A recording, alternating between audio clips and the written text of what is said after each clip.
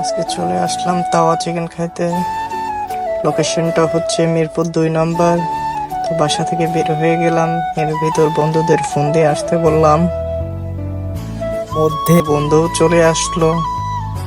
তো বন্ধুর সাথে অনেকদিন পর দেখা হয়, অনেক ভালো লাগলো। তো এর ভেতর আমাদের হুজুর ভাইয়া চলে আসলো, আমাদের আর একটা ফ্রেন্ড।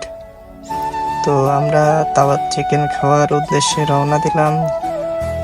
তো আমাদের বন্ধু মাইয়া দেখে তো এক্সাইটেড।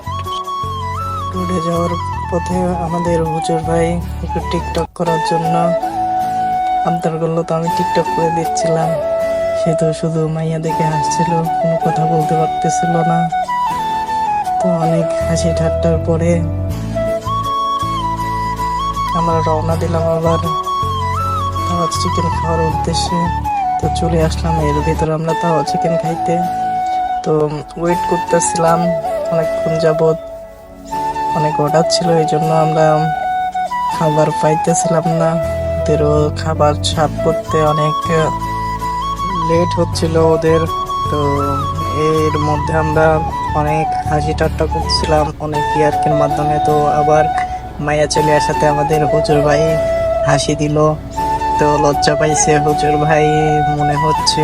তো এর ভিতর আমারও ভিডিও এরা করবে বলে বলতেছে, তো আমিও দিয়ে দিলাম ভিডিও করতে। তো ভিডিও হচ্ছে, আমরা অনেক দুষ্টামি করতেছিলাম।